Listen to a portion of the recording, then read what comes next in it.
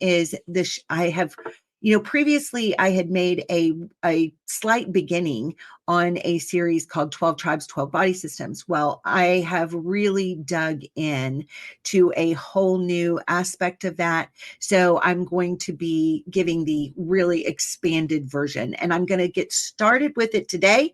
We're going to start with Levi, the heart, the cardiovascular system. And so with that, I'm going to go ahead and get started and add my presentation to the stage. So you'll see I'm starting everything, on this Heart of the Tribe show as understanding that we are a family, right? We're a tribe. And most importantly, we're a body, we are the body of Yahusha. And so this word tribe, family, kindred, clan is mishpachah. And so there we have it in the Hebrew. And I've got something interesting in the presentation when we look at the tribe of Levi and this word. So that'll be coming up. Jeremiah 31:1 says, I will be the Elohim of all the families of Yasharel, and they shall be my people. All right. So this is where it began for me. Genesis 49:1. This is a prophetic utterance for an in days people. And Yaakov called unto his sons and said, gather yourselves together, that I may tell you, and it's got the Aleph Tav right there, that which shall befall you in the last days. So what we're discussing here is the prophecy found in Genesis for an end days people, and it's found throughout the Torah. In fact, I have come to believe it is absolutely true what Brad Scott and Bill Cloud both taught many moons ago, and Bill is still teaching that there is more prophecy within the book of Genesis than in all the rest of the Bible put together. Right? This is where we find out what's going on. And there's prophecy and instructions for us throughout all the Torah books, the Torah, the prophets, the Psalms, the wisdom books, all of that. There's so much prophecy in that.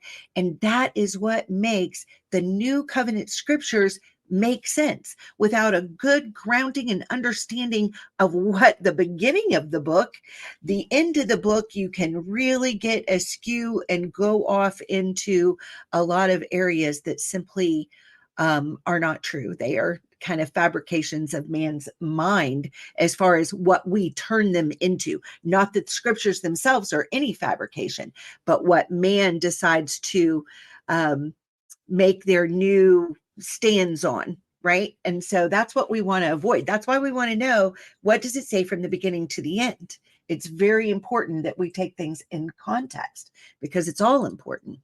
So, okay, let's get started with the heart of Levi. All right, Yahuah, this is what Yah spoke to me 20-something years ago when he first put this on my heart. And he told me that the heart of Levi, to really understand them, that this would be their heart cry. Psalm 16:5-6. Yahuah is the portion of my inheritance and my cup. You maintain my lot. The lines are fallen unto me in pleasant places. Yea, I have a goodly heritage. All right, so the name Levi means joined or united. Leah named him this in hopes that his birth would cause her husband Jacob to be joined to her. The name further implies the role of a mediator between two parties in order to bring unity, right? So this is what we see. There's a mediation aspect in the tribe of Levi.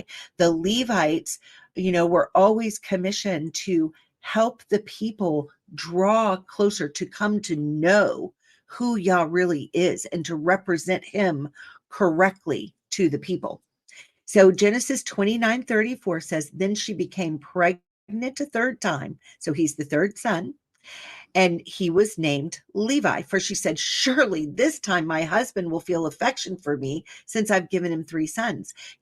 She was not the wife that Jacob was wanting. He wanted Rachel.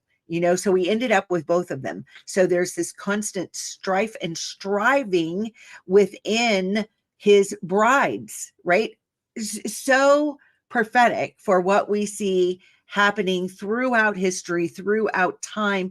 The biggest obstacle we face in the body of Yahusha is not the enemy, but how we treat one another and learn how to view our place in things. So we've got to come up higher in our thought life. So Genesis 34 is the story of Simeon and Levi being deceitful, right? They deceived the men of Shechem in order to destroy them. This was done out of revenge. Their sister Dinah was raped by the prince of that city. In taking this action, they were not listening to Adonai Zavaot, the Lord of the host of heaven, to give the command that it was time for war, right? Timing is so important. Rather, along with Simeon, Levi and Simeon, they took matters into their own hands, causing their father, Yaakov, much shame and anxiety. Because of the destruction of Shechem, Yaakov prophesied that these two tribes would be scattered throughout all of Israel, having no land to call their own. He said in Genesis 49, 5 and 7, Shimon and Levi are brothers, related by weapons of violence. Let my honor not be connected with their anger. I'm going to divide them in Yaakov and scatter them in Yasharel. So we know that the Levites ended up with no territory of their own when land divisions were being given out, right? They were scattered in 48 cities, right, that were interspersed with all the tribes. And it's interesting that even trying to look for the migrations of where the tribe of Levi ended up, right, the natural lineage, right, where they ended up, it would be pretty much impossible because they were scattered and are still scattered. And I think that that's even true when we look at the body of Yahusha, because we are not looking today for the tribes that are following a bloodline. We are looking for how they follow the heart line. It's all about believers. It doesn't matter what color your skin is, what gender you are, who you originally came from. You could have been, delivered out of the kingdom of darkness of one of the most pagan families on earth. But if you have been translated out of the kingdom of darkness and into the kingdom of light, you are now part of the body of Yahusha and assigned to a tribe. And so as we go through the tribes, look and pray and ask, Father, what are my giftings? How do I interact with others? What do you have for me? What are my jobs, on earth? Okay. So here's a very famous Levite. His name is Moshe. So Moshe, I love looking at his name because when we look at the name Mishkapah, family, Moshe's name is within this name, right? So but we've got the M, the Mem, the Shin, and the Hey. And you see that right in Mishkapah. So, when you break down family, it goes back into Moshe. It's within the word tribe, family. Okay. And his name means to be separated out. And isn't that the very definition of who Yah's people are? We are those that have been separated out from this world system to be his body, not to be the body of the enemy, right? Which we're going to get into a little bit and hopefully much more in a follow-up show. So I'll be showing you that. But Exodus 2:10 says, and the child grew, and she brought him unto Pharaoh's daughter, and he became her son. And she called his name Moshe. And she said, because I drew him out of the water. Okay. So I find something very interesting to those that have been separated out. Okay. It's here what Moshe had to say as Yah was calling him, because Moshe had shame, regret, failure, things in his past. He was happy to have made it to the desert and raise sheep. You know, I don't think that he was looking for anything else at that point. I think that he felt probably disqualified and like, this is it. You know, I was raised as a prince of Egypt, right? But then, you know, when I stood up for what I thought was right, it cost me my place. You know, many of us kind of feel like that, but Yah is bigger than our mistakes. He's always bigger than our mistakes. So in Exodus 6:12, we see, and Moshe spoke before Yahuah, saying, behold, the children of Yasharel have not hearkened unto me. How then shall Pharaoh hear me, who am of uncircumcised lips? He's saying, listen, Yah, you want me to go talk to Pharaoh, right? But my own people won't even listen to me. Right. I had to flee. They outed me. You know, how am I going to do what you're asking me to do? So Moshe's concern was not just that he was slow of speech, because he talked about that earlier in Exodus 4. I believe that he had had some kind of damage happen, you know, to his tongue or lips, or was born with something. You know, there's a story in Jasher. You know, maybe that's correct history, maybe it isn't. I don't know for sure. It's interesting when we read that story. But Moshe's concern was that he was not just that he was slow of speech, but that he had uncircumcised lips. So we're looking at what that word uncircumcised is. So it's arel, right? It is an ayin, a resh, and a lamed. So I'm looking at the word picture. I report, you decide, see if this fits what you think is right. It's not an exact science with these, you know, ancient pictographs, but I do the best that I can to see what I can glean out of the word picture. So for what I see, the word picture is telling us that the concern of Moshe was that Egypt, look at it, we've got that ayin, right? And we see this on the top. It's a symbolism. We see it on the top of the pyramid. You see it shining out like the eye of Horus, and you know, all that stuff from Egypt, right? So it's big symbolism in Egypt, and big symbolism even in the religion of Judaism. When they have the hand with the Hamza, they've got this eye in it, you know, they're saying it's some kind of protection from an evil eye. But you know, all of that stuff is Egyptian witchcraft, is what that is. So the word picture is telling us that the concern of Moshe was that Egypt was where his training had taken place. He was raised as a royal prince to have the ways of Egypt in his mind. And that was the only way of leadership that he knew. He didn't know another way to lead people, and he didn't know any other way to, you know, speak to Pharaoh except in that way. So he was very concerned about that. All right. Deuteronomy 33:8-11 is where we see the blessing of Moshe onto the whole tribe of Levi. So, you know, on this particular blessing, I believe that this was, you know, how things were to be walked out, you know, and what their job would be to minister to the people in the wilderness and in the promised land. You know, this is given right before they go into the promised land, and they're given the cities, right? And throughout the time of the kings and things like that. So how they were to minister in that tabernacle, right? So I believe maybe some of this will be restored, but mainly what we see is not what was for the end of days, but what was current day commission as they walked into the promised land. So here it is, Deuteronomy 33:8-11.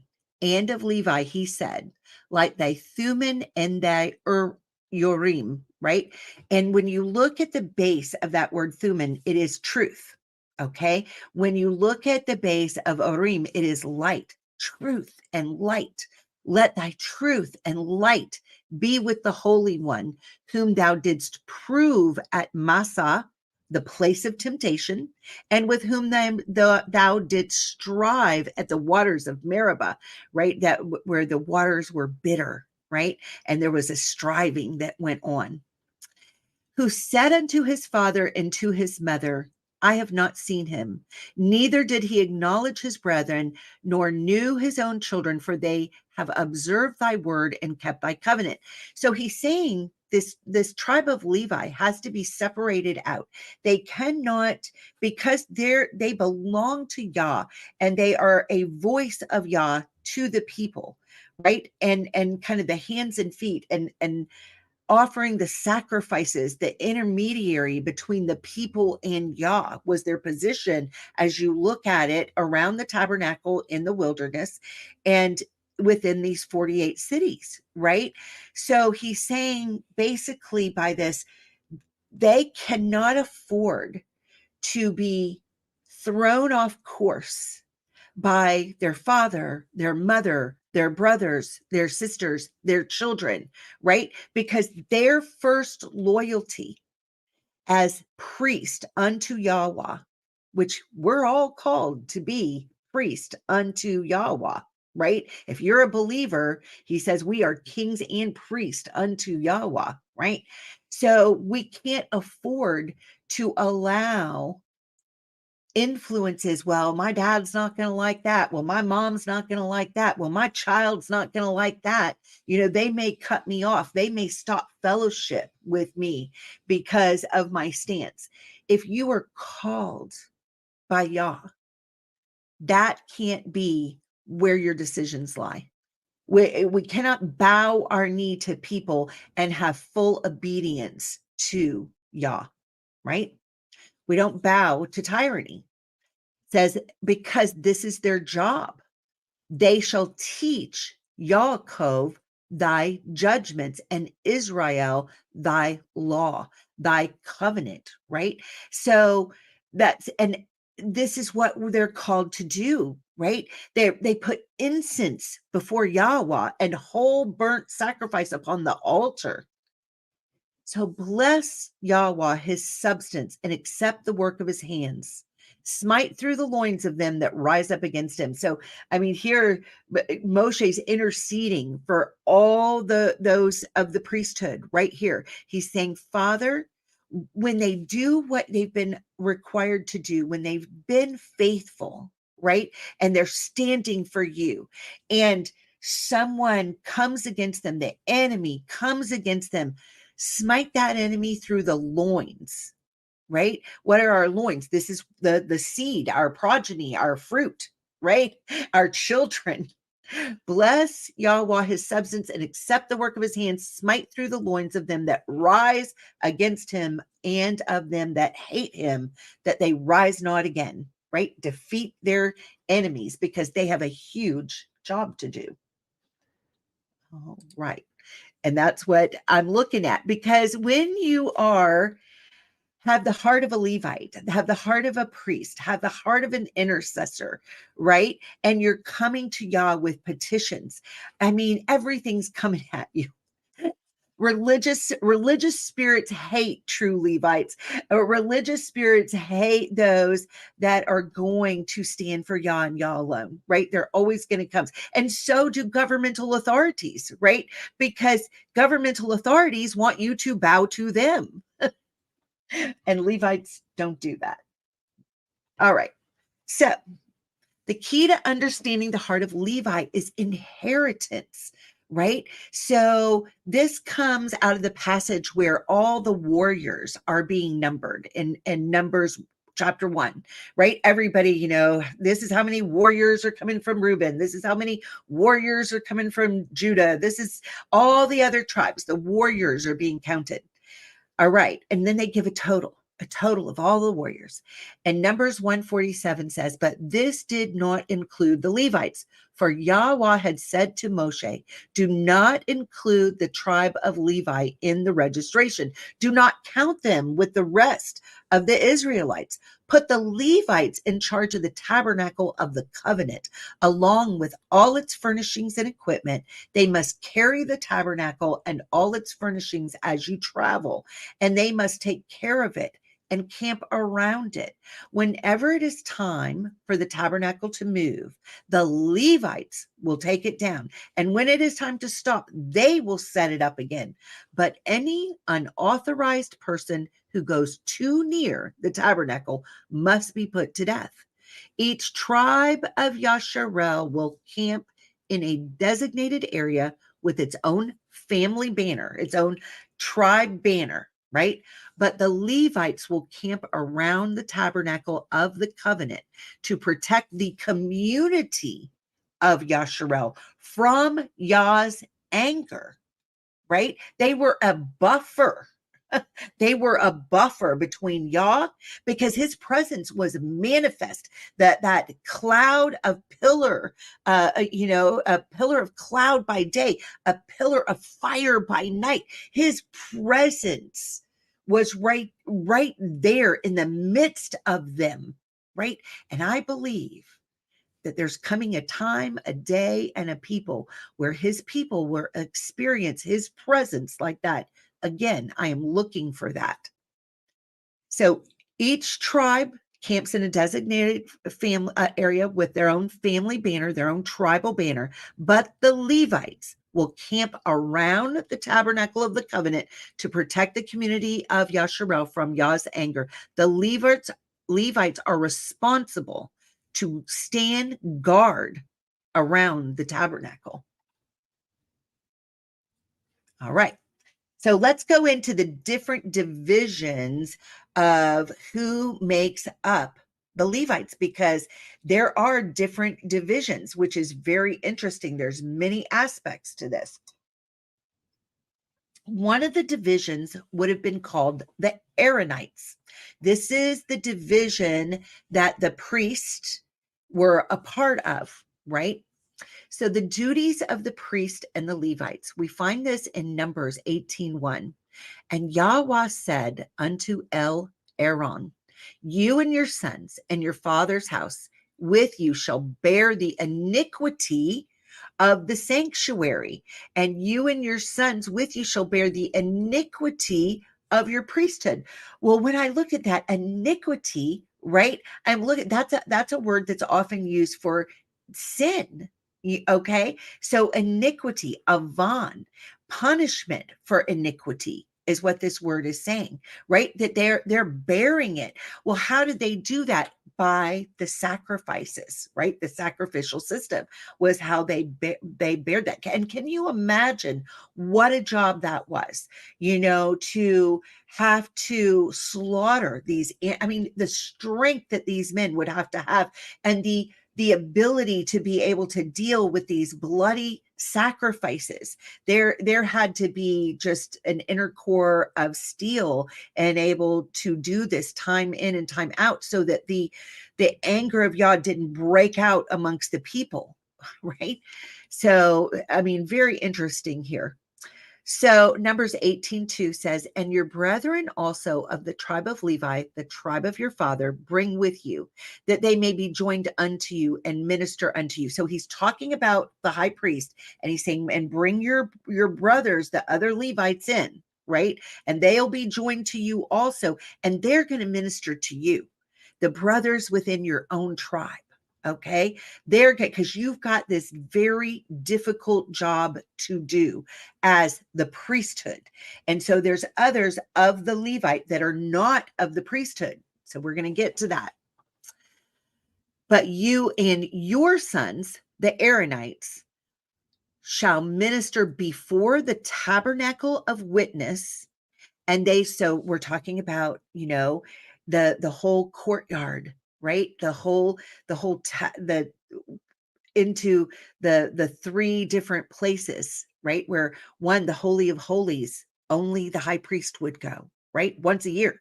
And into the inner court is a place for the priest. The outer court, a place for the priest. This is all places for ministry, right? Where they minister before the tabernacle of witness, and they shall guard your watch and the watch of all the tabernacle. Only they shall not come nigh the vessels of the sanctuary and the altar, that neither they nor ye also die, right? Because to touch these things was not allowed by just anyone. You couldn't just come on in and start handling the things that belonged to Yah, right? So guard, this word is shamar, right? It's a shin, a mem, and a resh. It means to be the watchman, to preserve, to protect, right? And that's what we see there. This was their job. So Numbers 18:4-7, and they shall be joined unto you and guard the watch of the tabernacle of the assembly for all the service of the tabernacle, and a stranger shall not come nigh unto you. And you shall guard, you shall shamar Aleph Tav, right? Look how it's inserted there. When I love this about the Sefer, how they have restored the places of the Aleph Tav, right? Because who is the Aleph Tav? Yahusha told us, I am the beginning and the end. I am the Aleph and the Tav. And you've got all through the scriptures, all these places where the Aleph Tav is there. His presence is there, right? And this is where it's being told they have to guard things. They have to shamar. This is holy ground, right? And you shall guard Aleph Tav, the watch of the sanctuary, and Aleph Tav, the watch of the altar, that there be no wrath anymore upon the children of Yasharel. This was for the protection of Yasharel. And I, behold, I've taken your brethren, the Leviim, from among the children of Yasharel. They've been separated out. To you they are given as a gift for Yahuah to do the service of the tabernacle of the assembly. Therefore, you and your sons with you shall guard your priest office for everything of the altar and within the veil, and you shall serve. I have given your priest office unto you as a service of gift, and the stranger that comes nigh shall be put to death. All right. And from the age of 50 years, they shall cease waiting upon the service thereof and shall serve no more. So now we've got something different with those who are age 50 and older that have been of the family of the Aaronites, right? And part of that priesthood group. But they're not going to serve anymore after the age of 50, but shall minister with their brethren in the tabernacle of the assembly to guard watch. They don't, and they shall do no service. Thus shall you do unto the Leviim touching their charge. Now, what I find interesting is all these things line up with the cardiovascular system that is in each and every one of our bodies. And we're going to get to that part.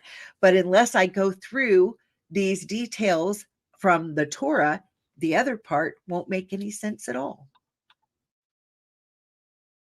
Okay, so let's look at the duties of the high priest. In Exodus 28, you'll find the details of the garments, right, that the high priest wore. The high priest wore a breastplate of the gemstones representing all 12 tribes upon his heart before Yahuah. There are lots of opinions about the gemstones and which goes to which tribe. I do believe that they followed the position of reading Hebrew, which goes from the right to the left. And on my next slide, I have them listed in birth order as found in Exodus 28:15-21. So let's just take a look at that slide. So I have my disclaimer. This is my current understanding. This is my current conclusion, because there are so many opinions and there's so much research, and I don't know that any of us have it right. There's nowhere in scripture that list out exactly what these banners are. We're having to glean things from history, right? We would assume that every stone would have been a semi-precious stone because the names are engraved, right? And so, I put it on, I go by the colors, but I think more study's going to have to be done on this. So I say this with a disclaimer. Don't take this as, absolute. It's just the best that I can glean out of what we've looked at. So we're looking at Reuben with a red carnelian and the man on his banner. And I believe that was the banner that was for, their side of the tabernacle. But I do believe Reuben also had a separate banner that probably had mandrakes on it. And you'll see that in the intro of my show. I've tried to put what I believe goes with each one to the best of my understanding. Simeon, we're looking at maybe a pale green peridot with a sword on his banner. Levi, emerald, and with the breastplate on his banner. Shalom, Bob. Welcome. Glad you're here. Judah, I believe, is turquoise with a lion on their banner, and that's probably the big standard. And I don't see anything different that says that the individual one for the tribe of Judah would be any different. Dan, I believe, is probably the blue and gold lapis lazuli, and with a scales of justice. Naphtali, a white moonstone with a deer. Gad, an orange jacinth with 3 tints on there. Issachar, the purple amethyst, a donkey loaded with a burden. Zebulun, the blue-green barrel, ship with full sails. Yosef, the black and pink onyx. And I don't believe that they would have had a separate banner because Ephraim and Manasseh ended up kind of taking the place of Yosef and Levi once they're all encamped around the holy place, right? The tabernacle. So Ephraim would have had a cluster of grapes, and I believe that they have the same stone on the banner on the breastplate as Joseph, and the same with Manasseh, right? But Manasseh would have had the palm tree. Benjamin, jade, green, blue, jasper with a wolf on the banner. So like I said, that's just my best understanding at this point. All right, so back to Moshe and the first wilderness experience. We're looking at a lot of things from the perspective of the marching order. I believe that we are going on another great and wonderful exodus, and so we will get to see that also. That's why I believe that this marching order was vitally important and will be important in possibly our day. All right. So the marching order of the wilderness and the organization of the camp gives us a ton of insight into the family or nation's personal relation dynamics. Okay. And so if you notice, I've got a picture of the cherubim because what we see as in heaven with the cherubim and the faces, you've got the face of a man, an ox, an eagle, a lion. And these are the 4 main standards that we see in that wilderness experience, right? For the 4 main tribes. So Numbers 2, 1 through 34 is kind of what we're looking at to get this information. And we'll start here. Then Yah gave these instructions to Moshe and Aaron. When the Israelites set up camp, each tribe will be assigned its own area. The tribal divisions will camp beneath their family banners on all 4 sides of the tabernacle, but at some distance from it, right? So on the east side, there's the lion banner. Judah, Yehudah is the main tribe. Issachar and Zebulun are right there with him. All right. And then on the south side, we've got the man banner. Reuben is the main one with Simeon and Gad right there by him. All right. So then you see this. I've kind of put the synopsis of that up in the top left corner. So with Judah, what's between them and the tabernacle is the priesthood, right? You've got Judah, Issachar, Zebulun, and then you've got the priesthood, and then you've got the tabernacle. Okay. Then when you go over to the south side, you've got Reuben. He's got the man banner, and then he's got Simeon and Gad with him. But between him and the tabernacle is what's known as the Kohathites. And so we're going to go into that. So Numbers 2:17 says, then the tabernacle carried by the Levites will set out from the middle of the camp. All the tribes are to travel in the same order that they camp, each in the position under the appropriate family banner. On the west side, we've got Ephraim with their ox banner. Now, and Manasseh and Benjamin are with him. But between them and the tabernacle are what's known as the Gershonites, another division of the Levites. On the north side, we've got Dan. You've got their eagle banner. With him are Asher and Naphtali. And what's between them and the tabernacle are the Merarites. Okay. So you can kind of see these four faces again, right? And this just goes through exactly what I was just telling you. Okay. All right. So duties of the Levites in the tabernacle. All priests are Levites, but not all Levites are priests. So let's look at Moshe and the priesthood, the Aaronites. We're going to start there. They were encamped on the east side of the tabernacle. The lion banner is behind them. These were the priests. They were the only ones allowed to touch the sacred vessels of worship before Yahuah. They performed all the priestly duties of sacrifice and incense burning, the lighting of the menorah, the care of the ark. If it was a part of the service, they were the only ones allowed to touch it. Anyone else would die. So what's interesting is the priesthood went to Aaron and his sons. The Levi had three sons, and that's what we're looking at as we go forward. The Kohathites, the Merarites, and the Gershonites. Okay. And so that's where these divisions come in. And I've got a slide that shows that really well coming up. So we're starting this portion where all of this is explained is called Bamidbar, which means the wilderness. So Numbers 3 and 4 says, the sons of Aaron were anointed and ordained to minister as priests, but Nadab and Abihu died. Yahuah's presence in the wilderness of Sinai, when they burned before Yahuah the wrong kind of fire. It's described as a strange fire, something that he definitely did not like and did not approve of, different than he had commanded. Since they had no sons, this left only Eleazar and Ithamar to serve as priest with their father Aaron. So this is who the Aaronites were.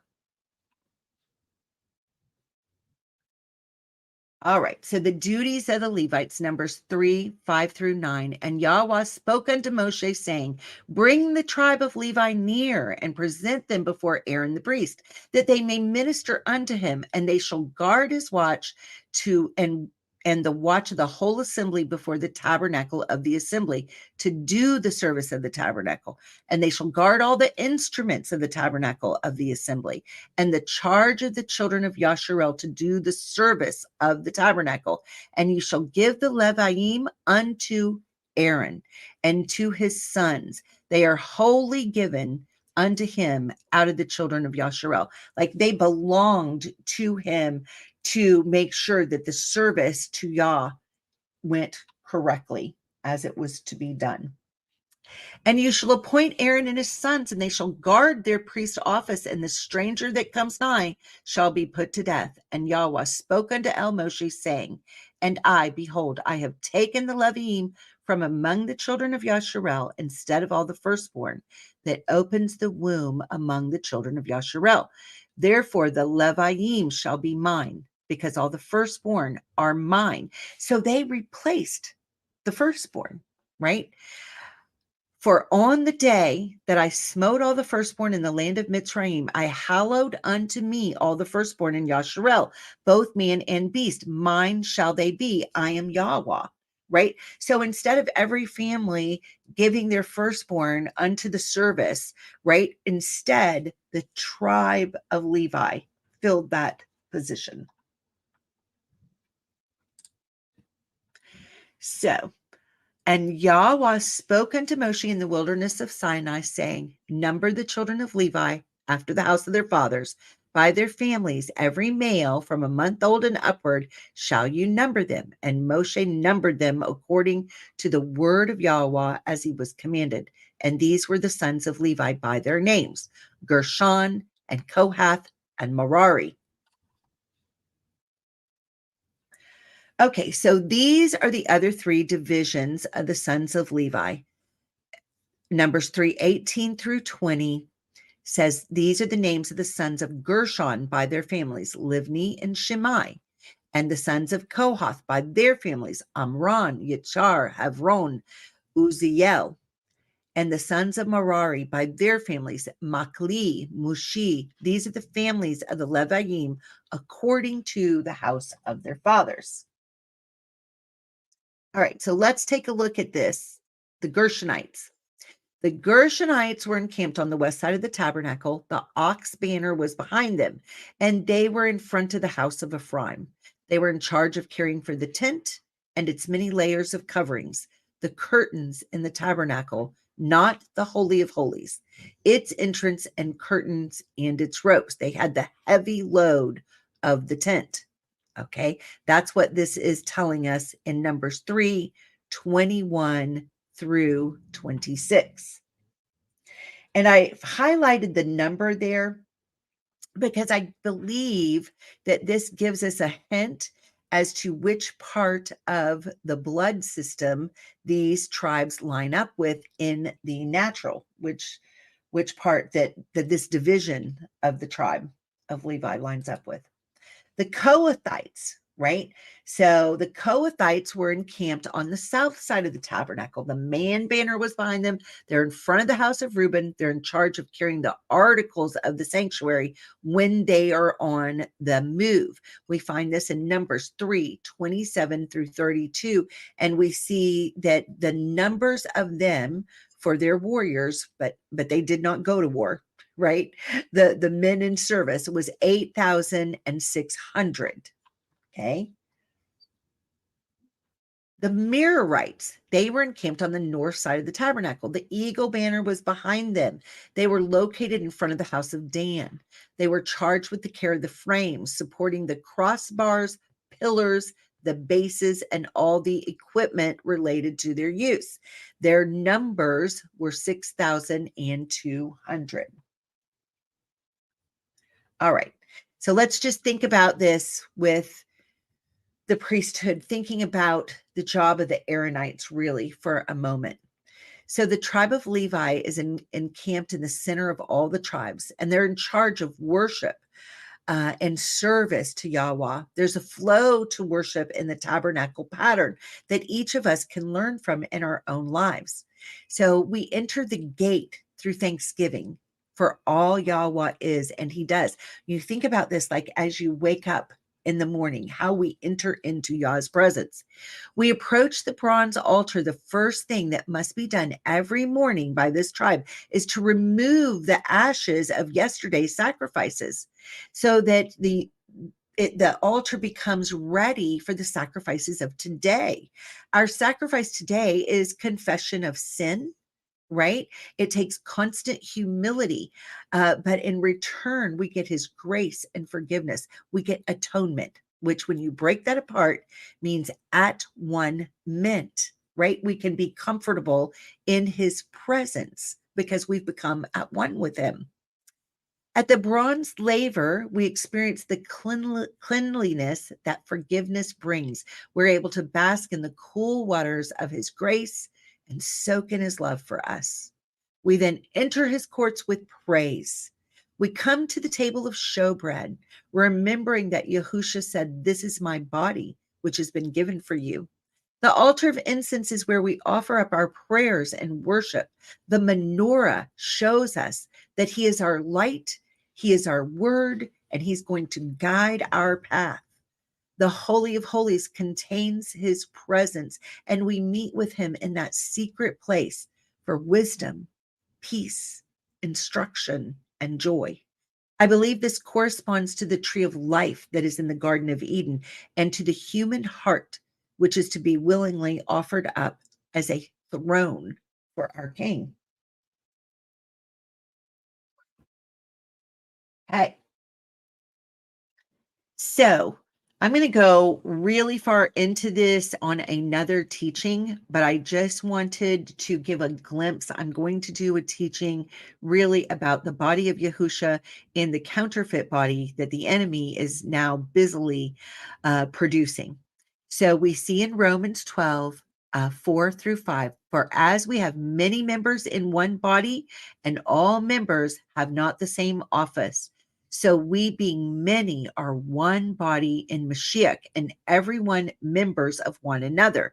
Now, I know that Tammy Sorensen and I are going to go further into that with redeeming gifts that he gives each of us to operate in, and how they correspond to the 7 cycles of life that we operate in, and his 7 ruachs that the bridegroom has given unto us.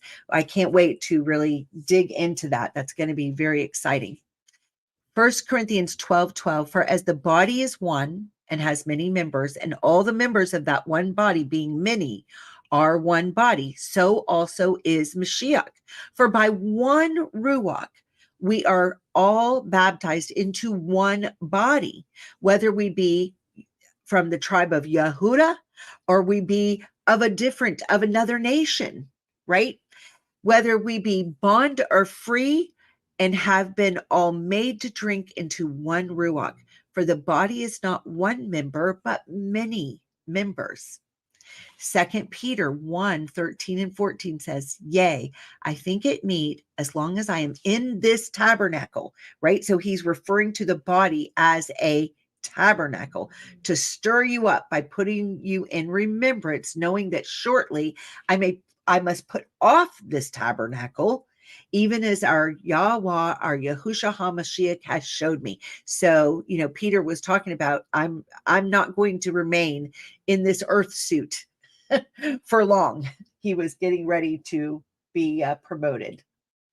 All right. So this is interesting because what we're seeing through the technological advances and what the enemy is doing to make us part of the Internet of Things is to the whole agenda of a trans-humanism type movement, right? The enemy is building a body, okay? Because the enemy he has no creative ability whatsoever. All he can do is steal from Yah and try to pervert what Yah has done in his perfection, right? And so I wanted to dig in just a little bit for a moment, and hopefully I'm going to go deep into this too on another sharing session, but I wanted you to be able to see so that you can be aware of what is happening right now in front of us. So Daniel 7:19, he's talking about the different beasts that arise at different time periods. And he's going in to talk about this last time period, the 4th beast, the one that's at the end, the one at the time, the last day's time, where Yaakov gave these blessings so that we would be able to be a functioning body, right? And now we see what the enemy is doing at that last day's period. It says, then I would know the truth of the 4th beast, which was diverse from all the others, exceedingly dreadful, whose teeth were of iron and his nails of brass, right? So you see metal, okay, which devoured, broke in pieces, and stamped the remnant with his feet. You'll do it my way, or I'll shut off your ability to buy, to sell, to operate in society. You'll either join and become part of the beast body, or we'll shut you down, right? They say all the time, we're in this together, right? You hear it all over. We're in this together. They're in this to get her, the bride of Yeshua. All right. That's what they're doing. So let's just take a look at that. So I wanted to dig into this word for a moment with this 4th beast. The name is Hayah. I'm sure I'm pronouncing the Hebrew wrong, right? I speak Southern Hebrew. I just like to dig into the letters and find the meaning, but my pronunciations are not the best. Anyway, Hayah, beast, an animal, right? We've got a het, a yod, a vav, and an aleph. Now I took this down to its 3-letter root word, Hayah, something that has been kept alive to remain and live forever. Can you say cryogenics, right? A fast freezing of something that can be awoken back up later. Okay. So that when it says in Matthew 24 that it will be as in the days of Noah, right? Okay. People just take that into, and people be marrying and eating and drinking, whatever, but it's going to be as in the days of Noah. Who was alive in the days of Noah except the Nephilim and the giants, right? And all of this. So, what happened to a lot of things? Cryogenics is a very real thing, right? Frozen in the ice, right? Frozen, sleeping, but not dead. Okay. So the corresponding, I took this, I wanted to find what can we find in the Greek, when I'm looking at this. Okay. So the corresponding word in Greek is exagero, right? With the meaning of to arouse and raise up from sleep, to stir up and incite. So when we're looking at this body that the enemy is building, he's raising something up from sleep. He's stirring something up that appeared to have been dead, but it wasn't. It was kept alive, right? So breaking the word apart, X means the point where motion begins, where action proceeds from. Giro means to rouse literally from sleep, from death, to rouse from obscurity, to rouse from inactivity or the ruins. Okay, so that's what we are looking at with this fourth beast system and the body that the enemy is building. All right, back to Levi. I guess that was like my commercial break, right, for shows that are coming up. All right. So here you see the encampment. You can basically see on this slide exactly what I was talking about. We've got the tribe of Levi, right? All around the tabernacle. We've got Moses, Aaron, and the priesthood. So over here are the Aaronites. And then beyond that, you see on the east side, Yehudah, Issachar, and Zebulun, right? And then you've got the other three that I was describing, the Merarites, the Gershonites, the Kohathites, and all the other tribes on the outside of that. And the tabernacle is in the center. So when we're looking at one of my favorite scriptures about, the body of Yahusha as an army, Song of Solomon 6:10 says, "Who is she that looketh forth as the morning, fair as the moon, clear as the sun, and terrible as an army with banners," right? This is describing the bride. Okay.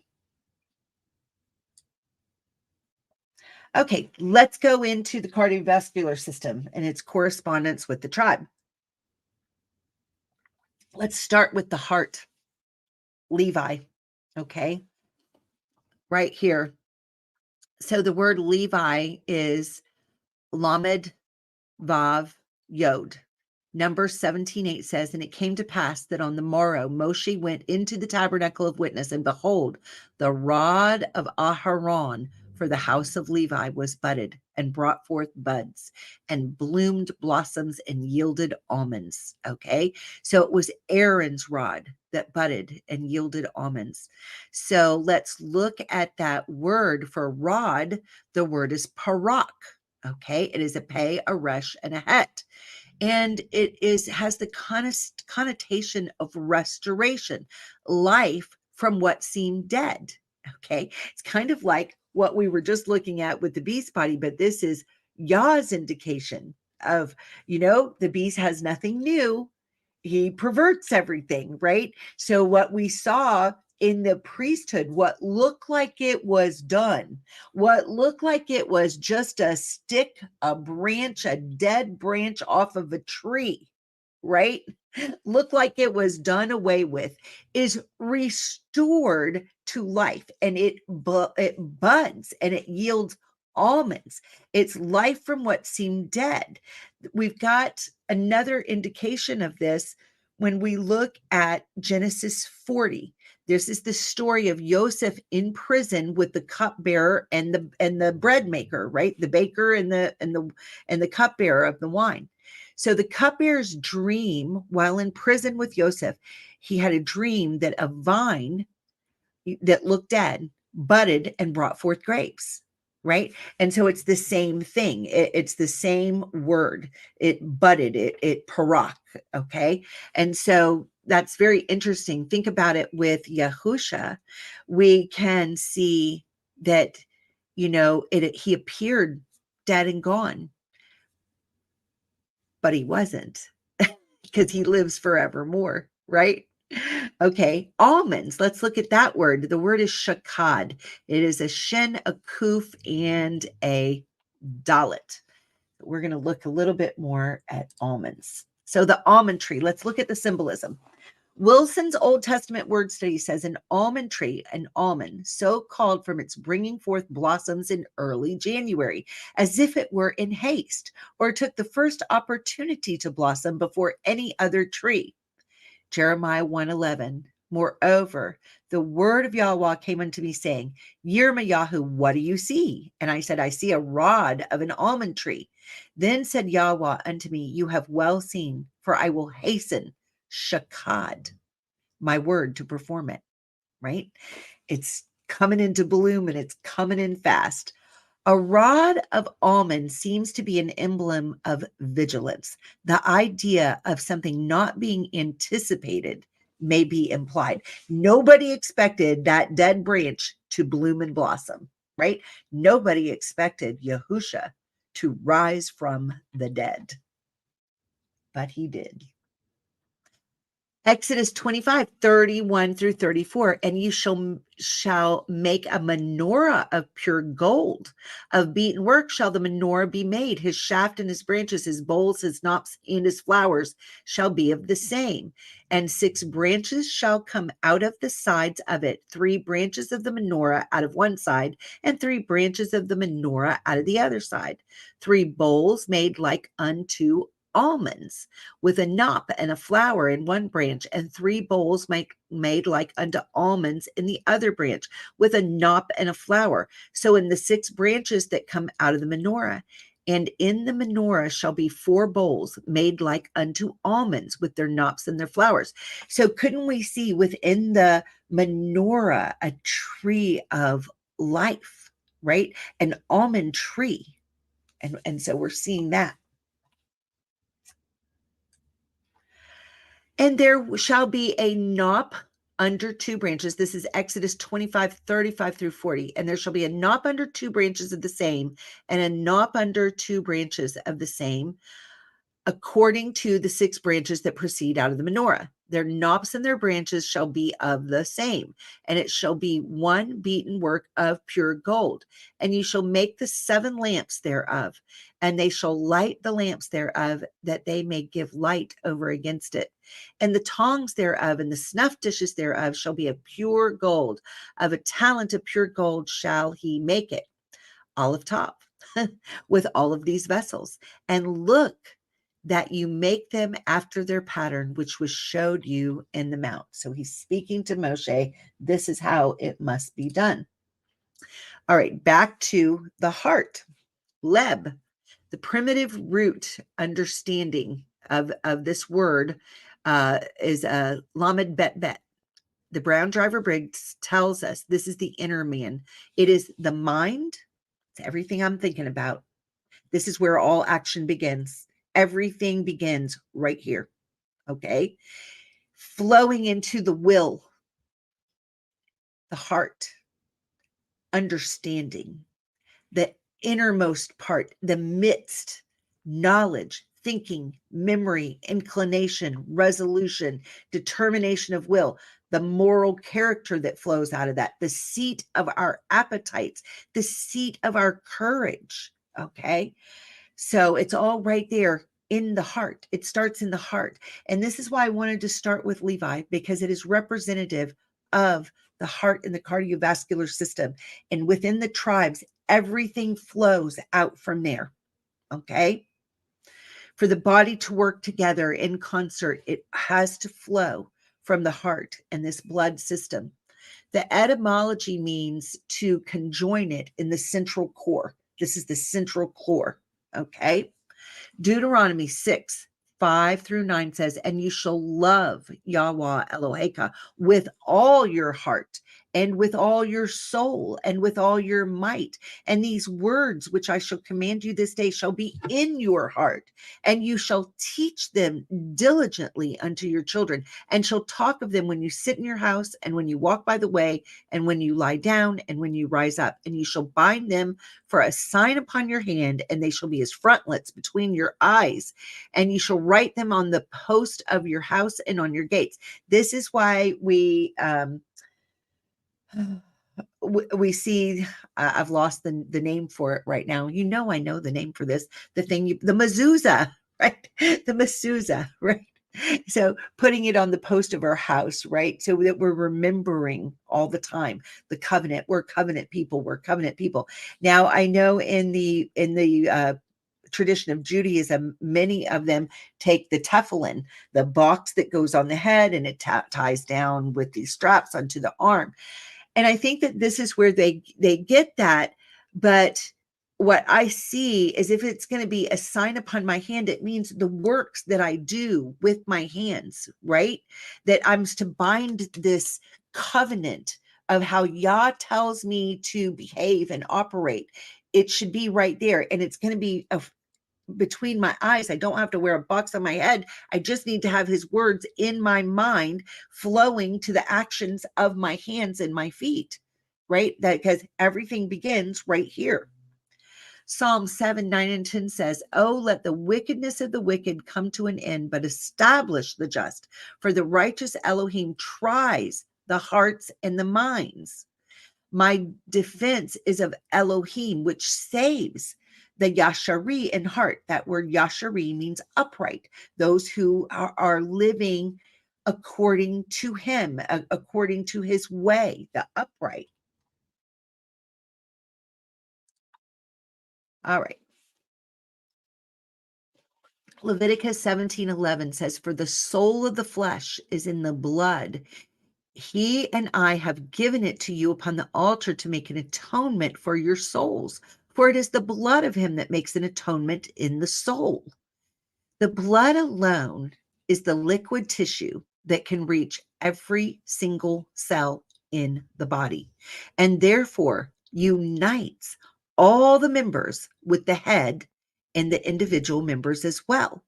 I found this in an old book from 1943 called The Chemistry of the Blood by Dr. M.R. Dehan, MD, right? So, I mean, what a perfect picture, right? It is a liquid tissue that can reach every cell in the body, right? Without the blood, there is no life. And so it unites. And isn't that the whole job of Levi? It unites all the members. Levi touches every member of every tribe. Okay. And it unites them with the head, right? Because they're in between the head where the tabernacle is. Our head of the body is Yahusha. And then you've got what unites the cardiovascular system and the blood system to every other organ system and every other tribe. John 6:53-59 says, then Yahusha said unto them, amen, amen, I say unto you, except you eat of the flesh of the son of Adam and drink his blood, you have no life in you. Whoso eats my flesh and drinks my blood has eternal life, and I will raise him up at the last day. For my flesh is meat indeed, and my blood is drink indeed. And he that eats my flesh and drinks my blood dwells in me, and I in him. As the living Father has sent me, and I live by the Father, so that he eats me, even he shall live by me. This is that bread which came down from heaven, not as your fathers did eat manna and are dead. He that eats of this bread shall live forever. These things said he in the synagogue as he taught in Capernaum. Now, religion has made a mockery of this when they have transubstitution, I guess, saying that something literally is the body of Christ and literally is the blood of Christ. These are symbolisms, right? And so my friend and Torah leader, Bill Bristow, is going to give us a lesson on that. He did it at our Shabbat service, and he's going to come on and do a lesson comparing what we see with the command in Leviticus not to eat and drink blood to here, John 6, Yahusha telling us. It would seem to be a contradiction, but it is not. And so I'm going to let Bill Bristow explain that to us in a future teaching. Watch for that. All right. Aaron, let's look at who he is, his name. So his name means light bringer. Eleazar, one of his sons, his name means God has helped, surrounded, and protected. Ithamar, his other son, is a coast of palms, an island of erect palm trees. I love the symbolism of the palm tree. Deborah, as she judged, sat underneath a palm tree, so it's associated with her. Palm trees are things that bend but don't break. They can take the force of a great amount of wind, but it does not. It may beat them up a bit, but they don't break off because they have a very deep root system and they are firmly grounded where they are supposed to be. Psalm 133 gives us really the heart of the Aaronites. It says, behold, how good and how pleasant it is for brethren to dwell together in unity. It is like the precious ointment upon the head that ran down upon the beard, even Aharon's beard, that went down to the skirts of his garments, as the dew of Hermon and as the dew that descended upon the mountains of Zion. For there Yahuah commanded the blessing, even life forevermore. So when I'm looking at the blood system here, we can see that we've got platelets, white blood cells, plasma, red blood cells. Let's go into that a little bit and look at these different parts of the tribe. So I've lined up the Aaronites with the plasma. All right. This is my opinion. I can't find this written in any book. This is what Yah has explained to me, and I'm sharing it with you. I report, you decide. Plasma is 92% water, 8% nutrients. It is a colorless liquid vehicle for the blood in which are suspended the various cellular elements, the red and white cells and the platelets. Okay. The function of plasma plays a key role in transporting blood cells, nutrients, proteins, waste products, and hormones throughout the body. Cells also put their waste products into the plasma. It helps with immunity, blood clotting, maintaining blood pressure, blood volume, and pH balance in the body too. So the job of the Aaronites was to carefully wrap up all the utensils and elements of worship items and get them ready for transport. Right? So the plasma transports the cells. Numbers 4:15 out of the New Living Translation says, the camp will be ready to move when Aaron and his sons have finished covering the sanctuary and all the sacred articles. The Kohathites will come and carry these things to the next destination, but they must not touch the sacred objects or they will die. So these are the things from the tabernacle that the Kohathites must carry. So the Aaronites, now we have the retired priesthood. Those who were over 50 become the guards, okay? We find this in Numbers 8:25 through 26. This is where it tells about that. So I have another quote from this 1943 book, The Chemistry of the Blood by Dr. Dehan, okay? He said, an additional element in the blood are antibodies, are antitoxins. These are elements which prevent infection. The white blood cells fight infection The antibodies prevent infection from getting a foothold. Their nature's not fully understood, but we know clearly that except for these disease-preventing elements, we would soon perish. It is of interest to note that these antibodies are produced in response to infection. That is, while these bodies which prevent a certain disease may be absent in the blood, after the person has once had the disease, these bodies have been produced in a large amount and thus prevent him from contracting the same disease twice. So some of these antibodies last for life, as in the case of smallpox, scarlet fever, and other diseases. Once you've had such a disease, you will never contract it again. Other antibodies are only temporarily effective, giving immunity only for a time, so that after a certain period of time, the same disease may be contracted again. The thing to notice is this: the body, once attacked by disease, builds up immunity so that it will not be attacked by that disease again. The immunity is in the blood, right? And so I think this corresponds exactly to the guards, the priesthood guard, the priests that had been retired because they were over the age of 50. Okay. All right. So I wanted to give you another summary of something that I was reading out of this very interesting 1943 book, The Chemistry of the Blood.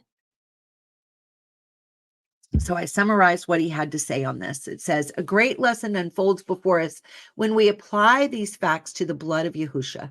Even after we've been saved, we're still open to the attacks of the world, the flesh, and the devil. We still fall prey to temptation.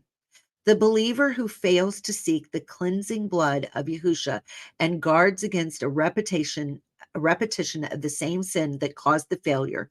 He doesn't fall into the same sin over and over, but each experience builds up his immunity against that sin. The believer that hates the sin, the believer hates the sin, the sinner loves the sin. This is how we tell the difference, right? The believer, like a sheep, falls into the mud hole, but bleats until the shepherd lifts it out of the mud hole, and then he avoids that place. The sinner is like a pig. It goes looking for slime pits, and when it finds one, it slides in with a grunt of glee and a squeal of vehement objections if you try to pull it out. And no sooner is it out than it will return to the same slime pit again. The believer may fall into sin, but he will never remain there, and he will be unhappy while in it. So do not despair. Our Savior shed his blood to cleanse us from sin, knowing we would fall from time to time. He knows the pitfalls we face, the deceitfulness of our flesh. I just love that when I saw that in the book. 1 John 1:8-10 says, if we say that we have no sin, we deceive ourselves, and the truth is not in us. If we confess our sins, he's faithful and just to forgive our sins and to cleanse us from all unrighteousness. If we say that we have not sinned, we make him a liar, and his word is not in us. All right, moving on to the red blood cells and the division of the Kohathites, right? So the Kohathites, the red blood cells, a symbol, okay?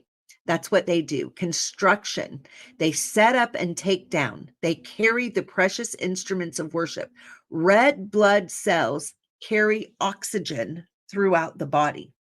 So we see this, the Kohathites description in Numbers 4:17-20 out of the New Living Translation says, then Yahuah said to Moshe and Aaron, do not let the Kohathite clans be destroyed from among the Levites. This is what you must do so that they will live and not die. When they approach the most sacred objects, Aaron and his sons must always go in with them and assign a specific duty or load to each person. The Kohathites must never enter the sanctuary to look at the sacred objects for even a moment, or they will die. Gershon. Gershon, I believe, lines up with the white blood cells. White blood cells fight infection. White blood cells are produced from the bone marrow. Gershon had the heaviest load of the tent and the coverings. Numbers 4:24 and 25 says, "This is the service of the families of the Gershonaim, to serve and for burdens, and they shall bear the curtains of the tabernacle and the tabernacle of the assembly, his covering and the covering of the antelope skins that is above it, upon it, and the hanging for the door of the tabernacle of the assembly."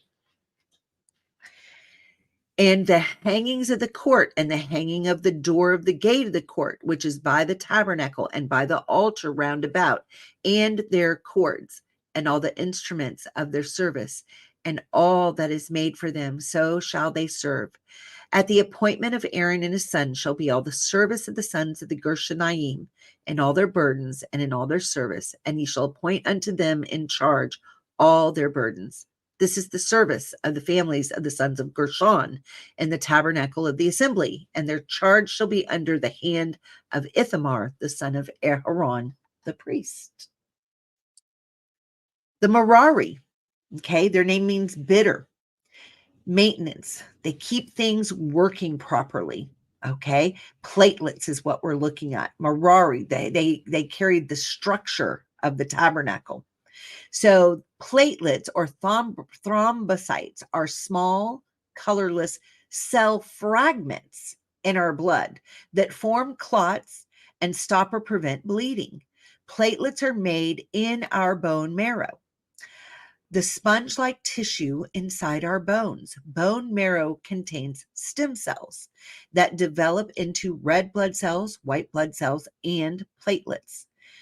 Proverbs 14:30 tells us a sound heart is the life of the flesh, but envy the rottenness of the bones. You want to have a weak blood system? Start getting jealous, right? Being jealous because I'm not a Levite. Being jealous because maybe I'm an Asher, maybe I'm a Simeon, maybe I have different things, and I would prefer to have gifts that look to me more exciting, right? Envy, right?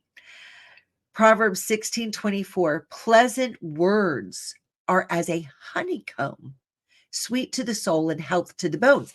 Think about that in the structure of a honeycomb. The honeycomb structure is made of wax, right? It binds, it holds things together. It gives a place for that sweetness to develop. My husband and I keep an apiary, a small one. We're not commercial. We're very amateur, but we learn a lot from keeping our honey apiary and our bees. And it's always interesting, all the different agricultural things. Yah put things in his word so that we could understand. The problem is, in our society, we are so far removed from nature and from how the world works on a natural basis because of the technology that we live in, that it's harder for us sometimes, I think, to understand the word. Okay. So in First Kings 1 is the account where during the reign of King David, there was a priest named Zadok that remained faithful to King David and unto the plan of Yahuah to see Shalomah enthroned as the next king.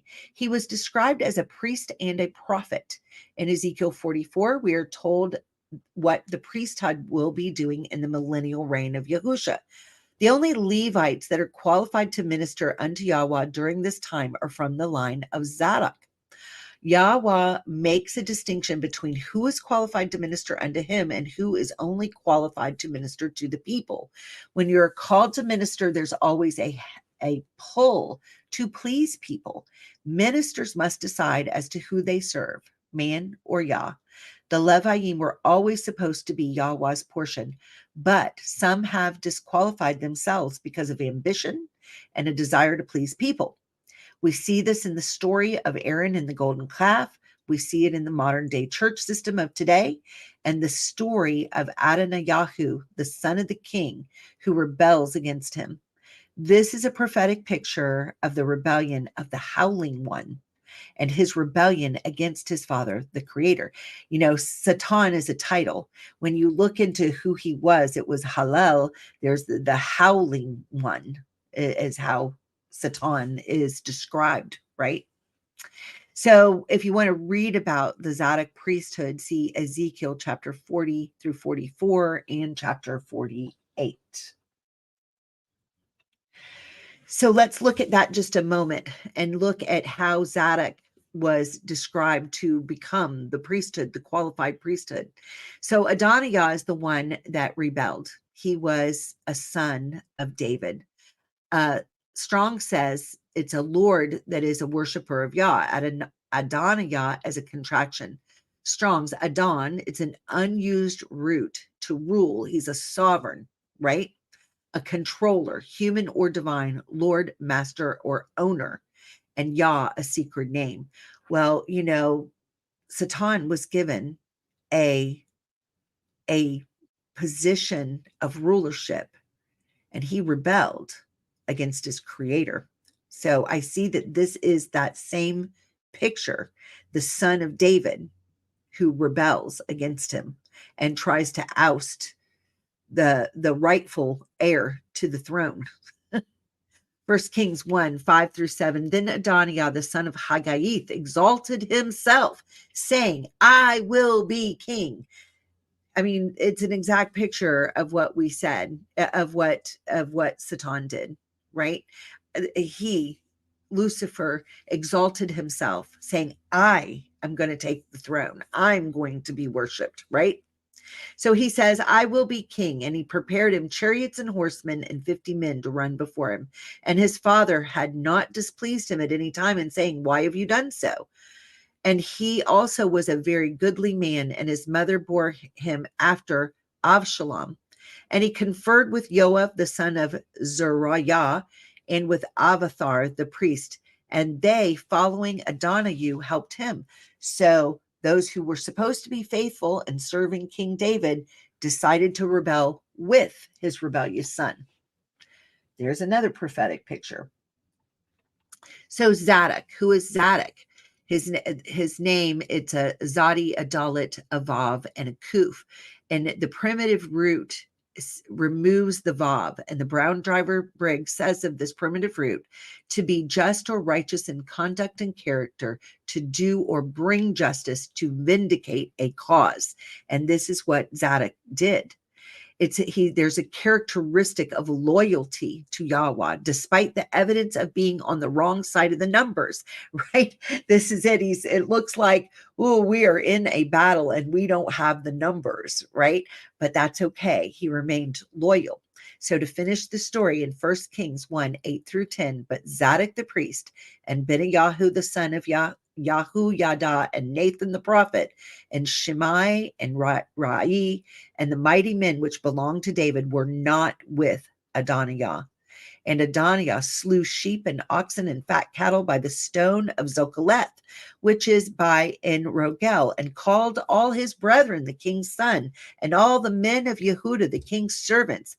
But Nathan the prophet, Benayahu, and the mighty men, and Solomon his brother, the rightful heir, he didn't call them to that celebration. So we are told in 2 Peter 2:1, because I believe if we're looking for the Levites today, when you look into it, you've got, I believe many times you see, out of my research, I was looking at different sites and different things. Many times what you're going to see is a characteristic of somebody who spent time in military service, someone capable of a great amount of love, but a great amount of devotion to Yah and able to do the difficult things, right? Things that are not comfortable for their flesh, that don't bless them. And so you find them in our current, system of rabbis or, assembly leaders or church leaders, pastors, things like that, those who have been called, right? But we've got lots of false prophets, and we're certainly seeing it today, and lots of false pastors. But there were false prophets also among, this is 2 Peter 2, 1 through 3, but there were false prophets also among the people, even as there shall be false teachers among you, who privily shall bring in damnable hearsays, even denying Yahuah that bought them, and bring upon themselves swift destruction. And many shall follow their pernicious ways, by reason of whom the way of truth shall be evil spoken of, and through covetousness, and that's what we see, right? It's all about the money. Churches become big business, and through covetousness shall they with feigned words make merchandise of you, whose judgment now of a long time lingers not, and their damnation slumbers not. Okay, Yah sees it going on. All right, so that was the end of this presentation for the tribe of Levi and the cardiovascular system.